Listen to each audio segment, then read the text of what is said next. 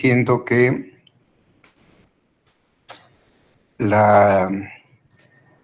acá hay dos cosas importantes, perdón. Yeah. Una de las cosas que sucede es que se enlentece este circuito, se hace más difícil que haya una coordinación, podríamos decirlo así, entre la corteza cerebral y los ganglios basales, ¿ya? En la cual hay un circuito que le va dando información y va recibiendo información, va dando información y va recibiendo información. Bien. Y por otra parte, aquí hay una inhibición, ese es el núcleo ventral anterior. Pero ese núcleo ventral intermedio, que también es el tálamo, que está relacionado con los circuitos cerebelosos, tiene que ver con el tono muscular. Bien. Ok. Entonces, este núcleo trata de inhibir, ¿ya?, la actividad del tono muscular que produce, que está regulada por el cerebelo. Al no poder inhibir esto, el tono muscular incrementa y así se produce la hipertonía de tipo extrapiramidal. Por otra parte, el cerebelo también coordina, ¿ya?, la semicontracción, que es el tono muscular, pero en forma coordinada entre lo que son los músculos agonistas y antagonistas. Por ejemplo, vamos a poner los músculos del antebrazo. Bien. Los músculos flexores, que están en la cara anterior, y los músculos extensores, que están en la cara posterior. Ellos reciben y tienen un tono muscular que viene a ser el estado de semicontracción, en el cual están los músculos por la actividad de la basal y tónica de las motoneuronas alfa. Pero para que este tono muscular entre músculos flexores y extensores, agonistas y antagonistas, no altere el movimiento, deben estar muy coordinados. Es decir, en el momento en que la neurona alfa envía la información para el tono del músculo flexor, también en ese mismo momento debe estar mandando en el mismo momento la información para los músculos antagonistas o en este caso extensores. De tal manera que cuando nosotros estamos en reposo no se ve un desfase entre la contracción por tono muscular de los músculos flexores con los extensores. Cuando esto se pierde, en este caso por la falta de regulación del sistema extrapiramidal sobre el núcleo ventral intermedio del tálamo, que actúa a su vez regulando la actividad de los circuitos cerebelosos, entonces ya no hay una coordinación entre las descargas que producen el tono muscular, los músculos flexores y los músculos extensores. Al no haber esta sincronización, entonces lo que sucede es que a veces el tono está más en el flexor y a veces más está en el extensor. Bien, ¿ok? Entonces, al haber esto, se produce el temblor en reposo en el paciente con enfermedad de Parkinson. Esa es la explicación que se da.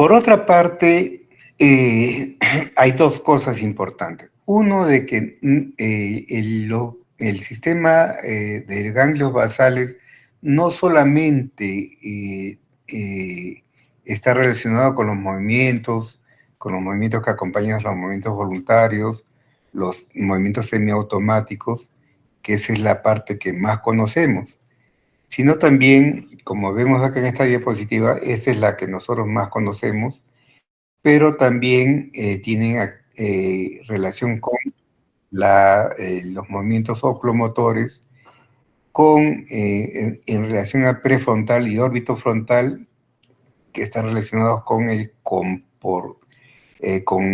juicio o las funciones superiores del paciente, principalmente lo que nosotros conocemos como funciones ejecutivas, y también tiene relación con la corteza cingulada, es decir, la corteza límbica. Bien. Y entonces también está relacionado los circuitos de los ganglios basales con las emociones. Lo que más nosotros estamos viendo ahora es esto. Bien. Pero también el paciente comienza a tener problemas de funciones superiores o ejecutivas, ¿ya? Y se produce la demencia que se asocia a la enfermedad de Parkinson, no la demencia con cuerpo Lewy, sino demencia relacionada con la enfermedad de Parkinson. Y los trastornos del comportamiento, que se pueden ver también en la enfermedad de Parkinson, como vamos a verlo más adelante. Entonces, depende mucho de ese circuito cerebelo, de ganglios basales, donde está corteza, estriato, el circuito directo e indirecto, el tálamo y nuevamente regresa, ¿no? Pero acá miren cómo es diferente de qué área de la corteza está saliendo las fibras que van a ir hacia el estriatum, qué parte del estriatum es que recibe esas fibras. Ya, todas pasan por los circuitos que ya hemos visto, y acá también varía el tipo de núcleo del tálamo, el cual va a dar las fibras tálamo-corticales. Entonces, anteriormente se decía, solamente se decía, hay el circuito directo e indirecto, pero dependiendo de qué área de la corteza nace ese circuito, hacia dónde llega y por qué núcleo del tálamo es que regresa, es que cumple diversas funciones en nuestro sistema, el circuito extrapiramidal de los ganglios basales, o el circuito de los ganglios basales en general. Es así que después se vio, ¿no? Así, que esta parte de la corteza ya da al putamen, a una parte específica del putamen, después a ciertos núcleos talámicos y regresa. Igual, el oculomotor, las que vienen de la corteza prefrontal y lo que viene de la corteza cingulada. Bien. Entonces, dependiendo de dónde nace el circuito córtico, putámino, tálamo cortical, es que va a cumplir diversas funciones en nuestros ganglios basales. Y también, sabiendo esto, vamos a saber qué manifestaciones, aparte de la bradicinesia, del temblor, del aumento del tono muscular, pueden asociarse en el paciente que tiene problemas en estos circuitos. Entonces, diversas áreas corticales van a dar origen a estos circuitos, que no vienen del área motora, sensorial, asociativa, límbica, ¿ya? Y van a dar a ese circuito y a cada parte de la corteza va a una zona específica del estriato, va a una zona específica del pallidum de la sustancia negra, a un núcleo específico del tálamo para volver nuevamente a la corteza correspondiente. Es así que, por ejemplo, esto es de neurociencias, ya como en colores, ¿no? La corteza de diversas zonas van a diferentes partes del núcleo caudado, del putamen, del el núcleo subtalámico. ¿Ya? Principalmente este es corteza, ¿no? ¿Qué parte de la corteza? Y esa parte de la corteza que están en estos colores van a zonas específicas del caudado, del putamen y del pálido. Ok. Entonces, lo que antes se estudiaba como si fuera un circuito de los ganglios basales, en realidad son varios circuitos de los ganglios basales. Dentro de ellos, que es el que tiene que ver con el sistema extrapiramidal. Correcto, si nosotros entendemos eso, vamos a también darnos cuenta por qué sucede el cuadro clínico del paciente con Parkinson. ¿Qué encontramos en la patología? Pérdida de las neuronas dopaminérgicas en la par compacta del locus niger, la presencia de los cuerpos de Lewy intracitoplasmáticos que ya hemos visto por cómo se forman, y no solamente son los ganglios basales los que se afectan, o el locus niger, que es dopaminérgico principalmente, sino también neuronas dopaminérgicas mesolímpicas y mesocorticales, que son de otros circuitos dopaminérgicos. El locus ceruleus, que viene a ser que tiene que ver con la motivación y también con el inicio del sueño. Los núcleos de Raphe, núcleos basales de Meiner, neuronas corticales, neuronas del núcleo dorsal vago, ganglios simpáticos y hasta los plexos mesentéricos. Van perdiendo neuronas. Acá vemos el locus niger, que tiene su coloración negra, de ahí viene su nombre de sustancia negra, y la sustancia negra tiene esa coloración por la presencia de melanina. Melanina como parte de lo que es el metabolismo de la dopamina en estos pacientes. Entonces, al no haber una formación de dopamina o disminuir las neuronas dopaminérgicas, también se pierde la melatonina y el núcleo se hace más claro. Aquí hay un corte histológico del locus niger, donde se ven varias neuronas dopaminérgicas, y aquí prácticamente se ha quedado vacío, desierto por la pérdida de este tipo de neuronas. Acá está un cuerpo de Lewy que está formado principalmente por la alfa-sinucleína, y este es el cuerpo neuronal. Estos son entonces los cuerpos intracitoplasmáticos de Lewy. ¿Quiénes forman los cuerpos Lewy? Está formado por la alfa-sinucleína, la ubiquitina, por acá me faltó, a ver dónde está, me faltó la proteína tau y otras proteínas más. La tubulina con el tau debe estar ahí. Okay. Presente en 10% de cerebros de adultos normales, es decir, tener cuerpo de Lewy no significa tener la enfermedad. Pero posiblemente si ese paciente o esa persona hubiera vivido más tiempo, tal vez pudiera haber desarrollado la enfermedad. También los cuerpos de Lewy están en otras enfermedades. No es exclusivo de la enfermedad de Parkinson. Ya, como son las que están aquí, incluido el síndrome de Down y la enfermedad de Alzheimer.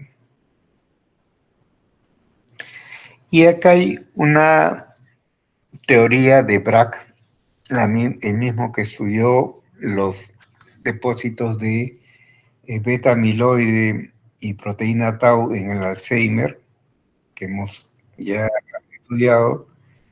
Aquí también ha hecho igualito, comenzó a estudiar los cerebros de los pacientes en diversos estadios de Parkinson, a todos los pacientes, y, y vio que la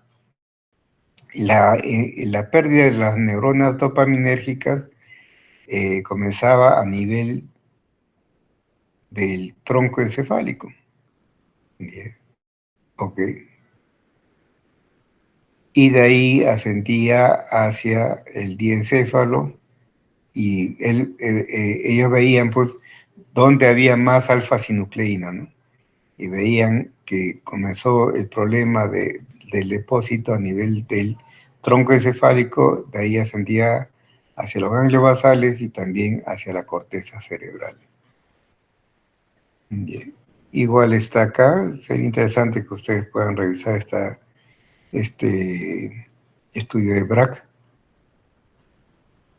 Y al igual como en el Alzheimer, hay presencia de los cuerpos de Lewy en la fase presintomática del paciente. Existe, ¿ok? Pero llega un límite en el cual ya comienza a hacerse sintomático. Es decir, una persona puede tener cuerpos de Lewy y ser asintomático porque todavía no ha progresado suficientemente la enfermedad para dar síntomas. Características de la enfermedad de Parkinson que le diferencian de alguna manera de otros síndromes parkinsonianos. Edad media de inicio, 60 años. Rara vez antes de los 30 años. Bien. El cuadro motor puede estar precedido por manifestaciones no motoras. Esto de acá se viene estudiando ya de un tiempo atrás, unos cuantos años atrás, y, por ejemplo, los pacientes con enfermedad de Parkinson tienen, antes de que hayan los síntomas de parkinsonismo, ya había cambios en la personalidad, como es una personalidad rígida, tipo obsesivo compulsivo, ¿ya? O eran depresivos. También se ha visto que hay un déficit de olfacción que usualmente precede por años a la aparición de los síntomas motores. Y algo que con cierta frecuencia se ve es dolor articular. El paciente comienza a tener problemas de dolor articular y piensa que es un problema articular. Y va al reumatólogo, al médico internista, ¿ya? Y resulta que ese dolor articular es porque ya está habiendo una incipiente rigidez en el paciente que le lleva a aumento de la contractura muscular y al dolor osteoarticular y mioarticular. Entonces, muchos pacientes con el síndrome del hombro rígido, que fueron catalogados como problemas articulares o reumatológicos, resultaron que era el inicio de su enfermedad de Parkinson. El inicio siempre es sutil, es decir, lentamente. No es de que de un momento a otro me apareció el Parkinson. A veces los pacientes dicen eso. Sí, doctor, después de un susto me dio eso. Ya. Pero si se evalúa bien por la anamnesis, usualmente el paciente ya tenía problemas, por ejemplo, de temblor o cambios en su forma de caminar, ¿no? Ok, entonces es difícil que o no se produce, la enfermedad de Parkinson no aparece de la noche a la mañana. Es inicio muy sutil, poco a poco, que a veces el paciente no le hace caso, no le toma importancia. Es unilateral al inicio y la evolución siempre es asimétrica. Es decir, los síntomas comienzan a aparecer en un lado, después pasan al otro lado, pero usualmente son más manifiestos en el lado donde comenzó el problema o en el miembro donde comenzó el problema. ¿Cómo se hace el diagnóstico de enfermedad de Parkinson? Hasta el momento, el diagnóstico es clínico. No tenemos todavía avances certeros con lo que son los biomarcadores, como sí se ha avanzado en la enfermedad de Alzheimer. El primer paso para el diagnóstico es diagnosticar el síndrome parkinsoniano. ¿Y cómo se diagnostica? En este caso, en enfermedad de Parkinson, la parte, el síntoma o signo más importante y que no debe faltar, ¿ya?, para hacer el diagnóstico es la bradicinesia, la disminución de los movimientos, principalmente los movimientos involuntarios, los movimientos acompañantes de los movimientos voluntarios, como por ejemplo ya no balancear bien los brazos, ya lentitud, cambios para la escritura, como vamos a ver más adelante, cambios en la forma de caminar, ya, ok, problemas para alimentarse por la lentitud, ya. El otro es la rigidez. La rigidez que, como vamos a ver, es una rigidez distinta a la rigidez piramidal. Esta es una rigidez en rueda dentada, ya, y el temblor de reposo. El temblor es, no siempre está en el paciente con enfermedad de Parkinson. La no presencia de temblor no te excluye la enfermedad de Parkinson. Y por último, las alteraciones posturales que usualmente se ven en la evolución de la enfermedad. Entonces, la bradicinesia y la pérdida de los movimientos automáticos o asociados, bueno, ahí está la fisiopatología por desregulación de los patrones centrales generadores de movimiento. Eso que hemos visto, que se altera tanto la vía directa como la indirecta, es lo que lleva a la bradicinesia. ¿Cómo se manifiesta la bradicinesia? Una facies inexpresiva, facies fiché, dificultad para el inicio de la marcha y disminución del balanceo de los brazos al caminar, falta general de expresividad motora, se le llama avaricia del gesto, la adiadococinesia, que es la dificultad para hacer movimientos alternos, que también lo vemos en problemas cerebelosos, la micrografia, que es el paciente cambia su escritura, se le hace más difícil escribir tanto por su bradicinesia y también por la rigidez, lo que hace de que cambie su letra. La palabra escandida. La palabra escandida es la palabra que no tiene prosodia, es decir, que no le da la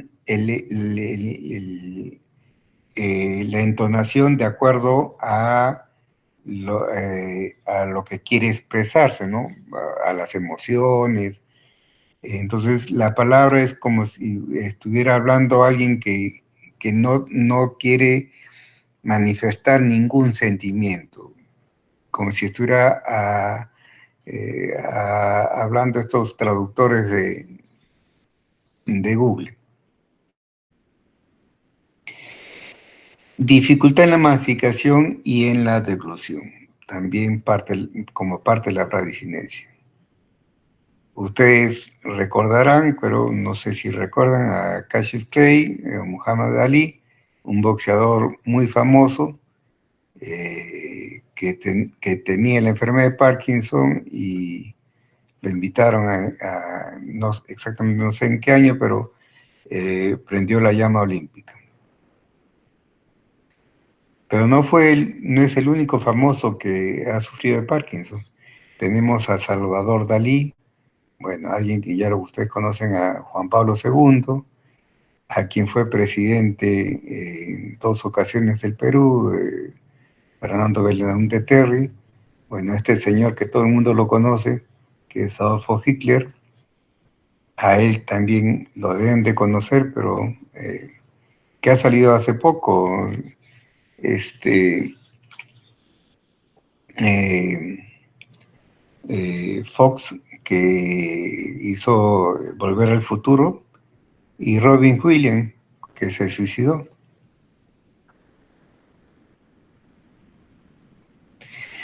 La rigidez o hipertonía extrapiramidal es diferente a la, a la hipertonía del paciente piramidal. Y esto es por la exaltación de los reflejos de estiramiento tónicos, ¿ya?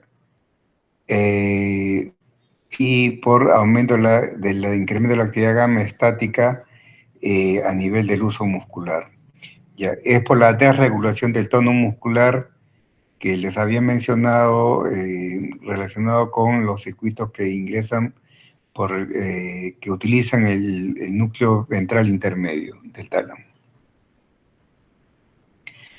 Hay una aceleración del tono de actitud de reflejos posturales, puede haber una actitud de inflexión, marcha festineante, es esa marcha como que está tratando de perseguir su centro de gravedad, inestabilidad, la bipedestación, el reflejo paradojal de Wettstein-Salomon-Westphal. Búsquenlo ustedes para que de alguna manera le pongan atención. Aceleración del tono de reposo, resistencia a la extensión pasiva del músculo que cede espontáneamente, es el signo de negro de la rueda dentada, hipertonía plástica o rigidez en tubo de plomo, aumenta con la fatiga y el estrés y se acentúa con movimientos del miembro contralateral. Es la maniobra de Fromen. Los que han estado con práctica conmigo se habrán dado cuenta que yo le hago abrir y cerrar la mano al paciente y comienzo a hacerle la flexión y extensión de la muñeca del lado opuesto. Ya de esa manera acentúo lo que es la hipertonía para poderla encontrar en pacientes que es un poco difícil. Acá comenzaron mis problemas.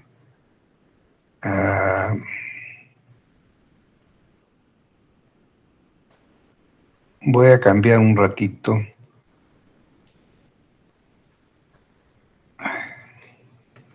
Porque todo se volvió negro acá. Y era porque aquí... Ahora sí. Listo. El temblor de reposo, ya les había mencionado cuál es el incremento de la eferencia pálido-talámica. Bueno, es la explicación que le dan acá. Es un temblor regular, pequeña amplitud, no tanto, puede ser de gran amplitud y rítmico, pero es lento a comparación del temblor cerebeloso, el temblor del paciente con hipertiroidismo, por ejemplo. Es más o menos de 6 Hz. Es usualmente reposo, desaparece o se atenúa con los movimientos voluntarios. Predomina en los miembros superiores, especialmente en las manos. Es el típico, como semiológicamente se dice, como hacer píldoras o liar cigarrillos, ¿no? El esfuerzo hecho por un miembro facilita el temblor del lado opuesto y aumenta con las emociones y la fatiga y el esfuerzo mental. La inestabilidad postural, trastorno de equilibrio y reflejo del enderezamiento, ya lo que hace que el paciente comience a estar en triple flexión. Flexiona el cuello, flexiona las piernas y flexiona los brazos. La festinación, que ya hemos mencionado, que es ese caminar hacia, como quien se va a caer hacia adelante y trata de buscar su centro de gravedad, obviamente que le lleva a que tenga fácilmente caídas. Y por último, el paso 2 es los criterios de exclusión. Ya hemos hecho el diagnóstico del síndrome parkinsoniano y tenemos que excluir eh, síndromes parkinsonianos complejos o simples que tienen otras características, y la presencia de cualquiera de estos criterios de exclusión definitivamente no te permite hacer el diagnóstico de enfermedad de Parkinson. Historia de ictus repetidos, historia de traumatismo craneal repetido, historia definida de encefalitis, crisis oculogíricas, tratamiento neuroléptico, más de un pariente afectado, remisión sostenida.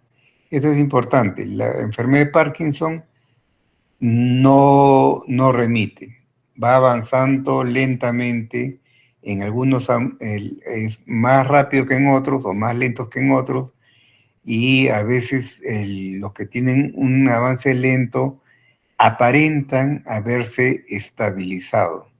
Aparentan. ¿Por qué? Porque como es su avance es muy lento, no se aprecia en corto tiempo los cambios. Bien. Manifestaciones unilaterales persistentes después de 3 años, parálisis supranuclear de la mirada, signos cerebelosos, afección autonómica severa temprana, desarrollo temprano de demencia severa, presencia de signos Babinski, presencia de tumor cerebral o hidrocefalia comunicante en tomografía, falta de respuesta a la L-Dopa y exposición a MPTP, que es un tóxico asociado a síndrome parkinsoniano, que era un tóxico que contaminaba a la heroína, y se descubrió esto porque comenzó a haber Parkinson en pacientes muy jóvenes en Estados Unidos. Entonces comenzaron a ver qué había de común en todos ellos que hacían un Parkinson, entre comillas, juvenil, y resulta que todos eran usuarios de heroína, y esta heroína pues la hacían, no la hacían en un laboratorio, ¿no? La hacían artesanalmente, y tenía esta sustancia, el MPTP, que destruía las neuronas dopaminérgicas del locus nigra. Y los criterios de soporte prospectivo, que usualmente son entre verlo o preguntarlo si esto sucedió en usualmente 2 o 3 años de la enfermedad. Inicio unilateral. Bien. Lo podemos interrogar a un paciente que tenemos un síndrome parkinsoniano si es que te inició en un solo lado. Presencia de temblor de reposo, curso progresivo, asimetría persistente, excelente respuesta al L-Dopa, usualmente al inicio, corea severa inducida por L-Dopa, usualmente en los pacientes que ya tienen mucho tiempo usando L-Dopa, que se le denomina distonía por L-Dopa. Respuesta al L-Dopa 5 años o más, y curso clínico de 10 o más años. Entonces, 3 criterios prospectivos nos ayudan para consolidar nuestro diagnóstico de Parkinson. Entonces, según la Sociedad de Cerebros del Banco de Cerebros del Reino Unido, son 3 pasos. 1, diagnosticar la enfermedad de Parkinson, perdón, el síndrome parkinsoniano. 2, que no haya criterios de exclusión. Y 3, que por lo menos haya 3 criterios de soporte prospectivo. ¿Ok? ¿Cuál es la especificidad? 98.1% y la sensibilidad de 90.4%. Es decir, lo que hacían, lo que hizo que estos se utilicen o se formen estos criterios diagnósticos es que en Inglaterra agarran todo paciente que aparentemente había tenido Parkinson, obviamente necropsia, y estudio el cerebro, ver la anatomía patológica, ver que tengan los cuerpos de Lewy en los sitios que usualmente, según Brack, van apareciendo, ¿ya? Entonces, aquellos que tenían la confirmación anatomopatológica de que era Parkinson, comenzaban a ver qué síntomas eran los que más prevalecían, ¿no? Y aquellos pacientes que decían que era Parkinson y resulta que en la anatomía patológica no eran, veían qué síntomas tenían y de esa manera veían cuáles eran los síntomas que estaban más relacionados con la verdadera enfermedad de Parkinson y cuáles no. Y no por último, no, sino vienen los otros criterios que son los criterios del MDS, ya, de la Sociedad de los Movimientos, el Desorden de los Movimientos, que son estos acá, los criterios de exclusión absoluta, las señales de alerta, ya, es decir, que nos debe hacer pensar de que no es enfermedad de Parkinson, y los criterios de apoyo. Se parece mucho a lo que es los criterios de Reino Unido. Pero aquí ponen a qué se le llama enfermedad de Parkinson clínicamente establecida, ya, ok, bradicinesia, rigidez o temblor de reposo, con los criterios de exclusión absoluta, o sea, no hay ninguno de estos criterios, y señales de alerta que pueden haber uno, creo, o dos, y los criterios de apoyo que apoyen el diagnóstico. La clínicamente establecida, clínicamente probable, en la cual hay criterios en los cuales decimos sí, puede haber o no, eso lo vamos a ver, lo van a leer ustedes. Ya. Ya, acá. Los síntomas de la enfermedad de Parkinson, síntomas tempranos que pueden preceder o estar junto con los síntomas motores, que es lo que habíamos mencionado anteriormente, y los síntomas motores primarios, que son la bradicinesia, la rigidez, el temblor y la inestabilidad posterior. Y los síntomas motores secundarios, que hemos también visto durante las diapositivas anteriores. Dentro de los síntomas primarios no motores, ya depresión, dolor, problemas del sueño, principalmente del sueño REM, fatiga, falta de energía, confusión, lentitud en el pensamiento. Como hemos visto en una diapositiva anterior, el temblor esencial es el más frecuente que presenta la enfermedad extrapiramidal más frecuente a nivel mundial, y muchas veces se confunde con la enfermedad de Parkinson. En esta diapositiva vemos las características que diferencian el temblor esencial del temblor del parkinsoniano. Por otra parte, también la enfermedad de Parkinson tenemos que diferenciarla de otras enfermedades que son parte de los parkinsonismos simples, como son la parálisis supranuclear progresiva, la atrofia múltiple de sistemas y la degeneración córtico-basal, y por último la demencia por cuerpos de Lewy. Aquí están las características predominantes en cada una de ellas que nos permite hacer una diferenciación entre ellas.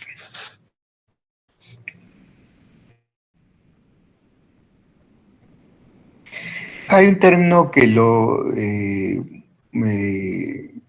hace 10 años, 6 o 10 años atrás, se acuñó, que era el SWET, que es déficit de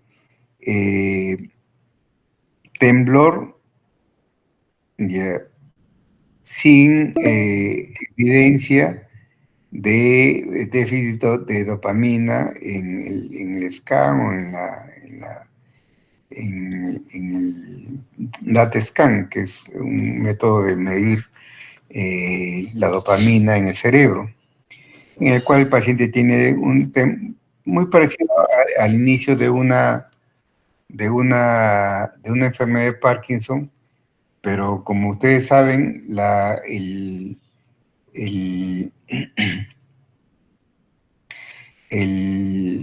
la confirmación patológica viene a ser la pérdida de neuronas dopaminérgicas y cuerpos de Lewy. Bien. Entonces, pero después he buscado y no he encontrado que esta terminología la sigan usando. Exámenes auxiliares que se están proponiendo todavía para el diagnóstico de enfermedad de Parkinson. No están establecidas todavía, pero está el SPEC con el DAT-SCAN o DAT-SPEC, el PET con 18 fluorodopa, yeah, ok, la ecografía transcraneal, en la cual se observa una hiperecogenicidad de la sustancia negra, la espectroscopía por resonancia magnética, en la cual hay una disminución entre la relación entre N-acetilaspartato y la creatinina, resonancia magnética por difusión, el test olfatorio, test autonómico, una serie de exámenes que todavía no se ha establecido como que son que ayuden para el diagnóstico. En conclusión, todavía el diagnóstico de enfermedad de Parkinson es clínico. El DAT-SCAN, por ejemplo, aquí vemos en el cual hay una captación de una sustancia que es relacionada con la cocaína, marcada en los ganglios basales de la persona normal y en la persona que sufre de Parkinson, ¿no? Enfermedad de Parkinson, en la cual disminuye la captación. Es un derivado de la cocaína marcado, bien, entonces miren, ese es lo normal y como poco a poco va disminuyendo en el paciente con enfermedad de Parkinson la captación de esta sustancia. Existe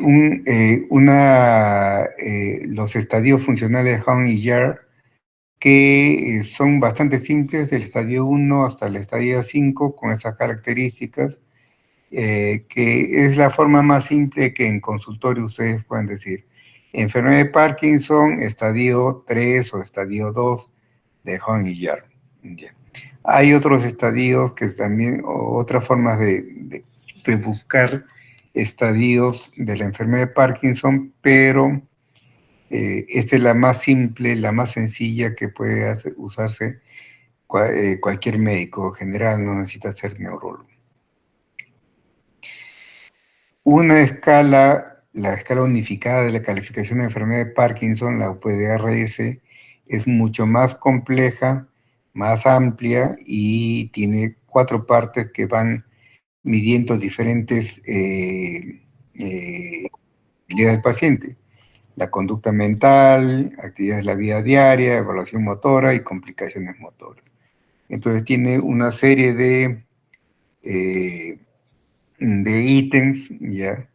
Estoy haciendo, bueno, lo he hecho en otras, en Access para poder aplicar a los pacientes que van al consultorio el RS de la forma más fácil. Espero concluirlo. Entonces, el paciente comienza... ¿dónde está mi...? Acá está. Ya. Tiene síntomas no motores que preceden a los síntomas motores, ¿ya? Y hay síntomas no motores que van junto con los síntomas motores, ¿ya? Que son estos acá. Y después vienen las complicaciones en el paciente con Parkinson. Como ven, puede haber problemas del depósito de alfa-sinucleína 20 años o más antes de que comiencen con síntomas premotores previos a los motores, y después pasan años para que se produzca los síntomas motores que hemos descrito como síndrome parkinsoniano, y por último las fluctuaciones, las discinesias y la psicosis o demencias como complicaciones en la etapa tardía. Acá también la fase prodrómica, la fase inicial, la fase media y la fase avanzada, que es lo que tenemos como síntomas motores, que son los de rojo, y los síntomas no motores, que están en azul. Ya, algunos preceden a los síntomas motores y otros le acompañan al síntoma motor.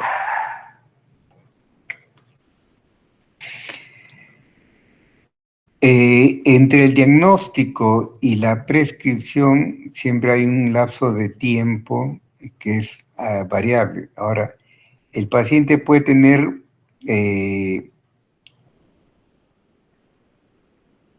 síntomas que inician, pero el diagnóstico se hace después de a veces 1 o 2 años de haber iniciado los síntomas, porque el paciente no le da mucha importancia.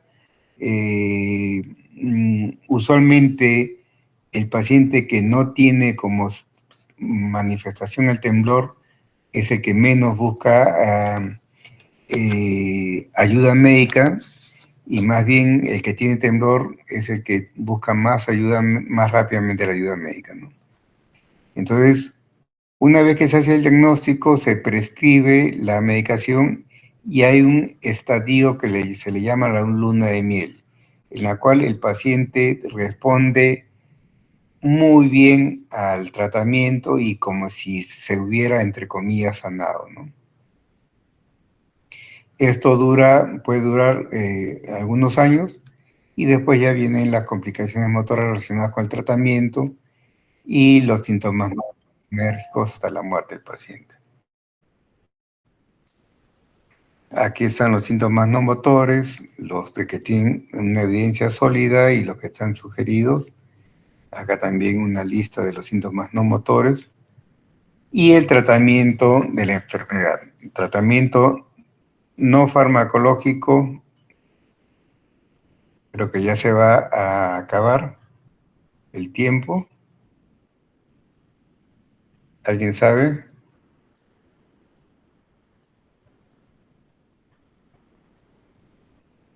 Faltan 7 minutos aún, doctor. Ya, ok.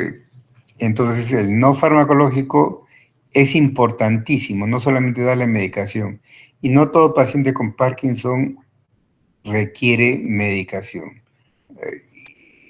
El tratamiento de Parkinson es un tratamiento que es muy difícil que un paciente con Parkinson, con otro paciente de Parkinson, se deba tratar igual. Son múltiples factores: su edad, cuál es su profesión, cuál es su actividad, cuál es la ayuda familiar, una serie de factores que van a hacer de que uno tome decisiones de usar o no usar tratamiento farmacológico ya o esperar, pero dar o no dar tratamiento farmacológico no implica el no dar tratamiento no farmacológico. La educación del paciente y la familia. Usualmente ahora ya le dices que tiene Parkinson, se van al doctor Google y comienzan a buscar todo ahí.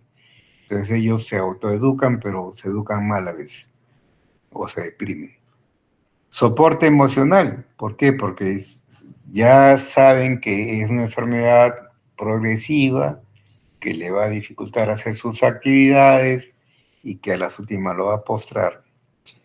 Consejería ocupacional. Hay que ver que este paciente va a tener problemas en su trabajo, principalmente si, por ejemplo, comienza su bradicinesia o su temblor en el lado derecho siendo diestro, ¿no?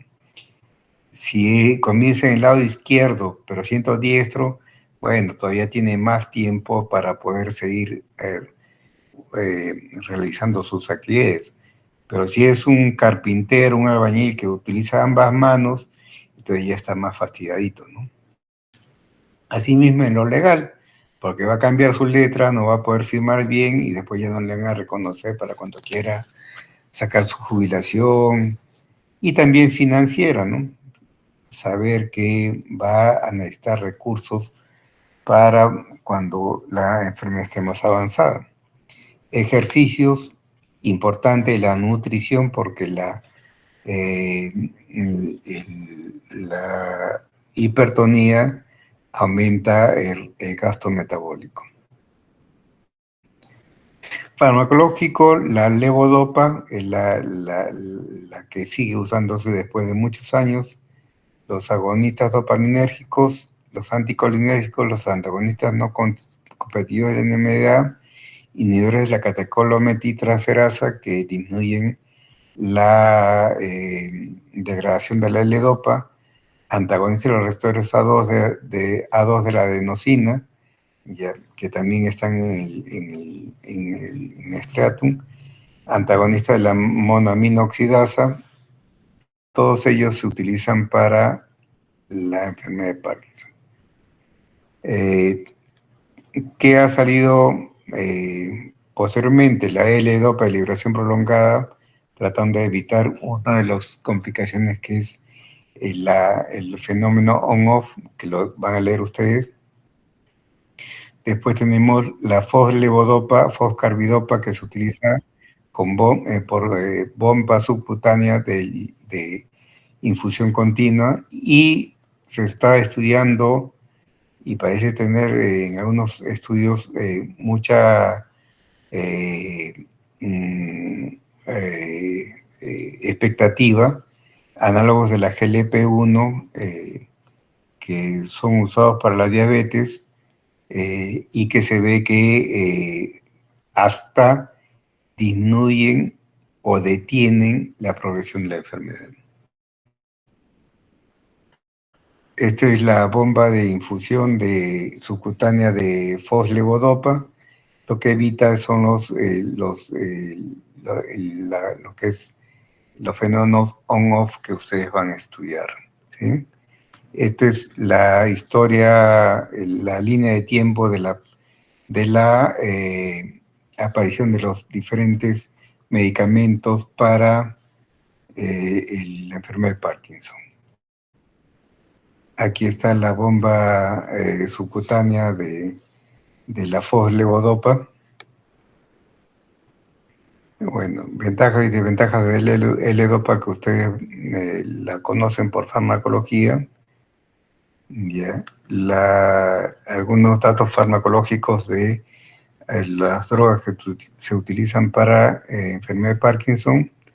Y por último, algo que se está usando, que es la estimulación cerebral profunda, ¿ya? En la cual, como si fuera un marcapaso en el corazón, se pone cerca del núcleo subtalámico, principalmente para disminuir el temblor, que es bastante incapacitante en el paciente con enfermedad de Parkinson. Es más o menos un algoritmo de tratamiento de la enfermedad de Parkinson. Yeah. Y dejamos ahí.